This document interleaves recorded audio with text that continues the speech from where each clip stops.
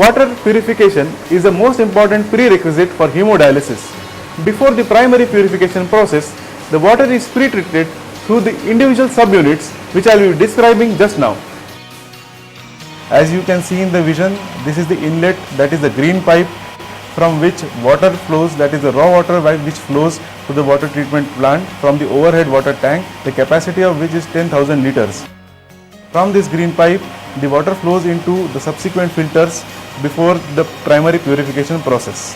After coming through the green inlet pipe, the water is run through 3 sets of micron filters, the first of which you can see in the vision now. The first one holds back particles of 200 micron, hence called the 200 micron filter. This has the backwash facility.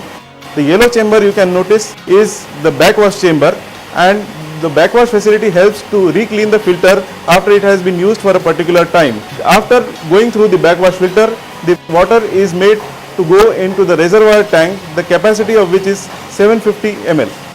After being run through the 200 micron filter, the water enters the white pipe which you can notice, and it enters the reservoir water tank. The grey pipe is used for the backwash facility. As you can notice, the backwash can be made through regulating the water flow in a reverse manner. Water from the raw water reservoir tank now flows through the grey pipe to the 1.5 horsepower Grundfos pump, which pumps the water through the white pipe which you can see now to the sand water filter. The water now comes through the sand filter, which is the important part of the pre-treatment process. It holds back gross impurities before running the water into the reverse osmosis chamber. After removing the gross impurities in the sand filter, the water is now made to flow through the white and grey pipes into the second set of micron filters, which removes particles as small as 10 microns. From this micron filter, the water now flows to the water softener. The micron filter contains of 4 chambers. 2 chambers remove particles as small as 50 microns, and the remaining 2 remove particles as small as 10 microns. Water from the second micron filter is now made to flow to the water softener chamber, which contains ion exchange resins. The ion exchange resins exchange calcium and magnesium with sodium.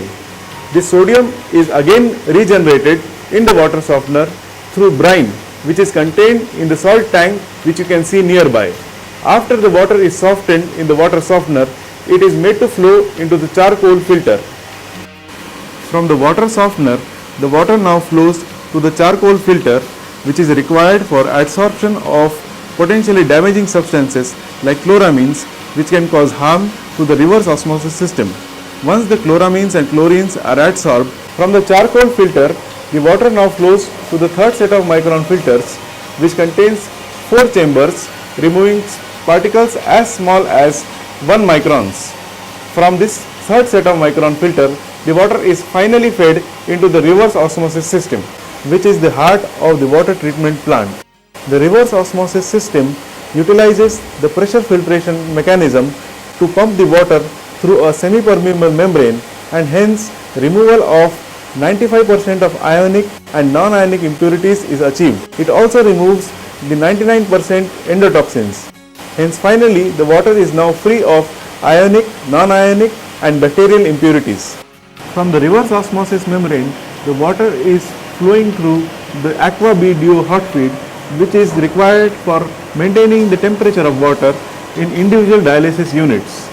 It can raise the temperature of water up to 85 degrees Celsius. From this hot feed, the water now flows to the treated water reservoir, which has the capacity of 750 liters. You can see the pipes connecting the Aqua B Duo hot feed to the reservoir which contains the treated water. The treated water is now finally pumped into the final set of micron filters, that is the 0.2 micron filter. This removes particulate matter as small as 0.2 microns before the water is finally carried to the individual dialysis units.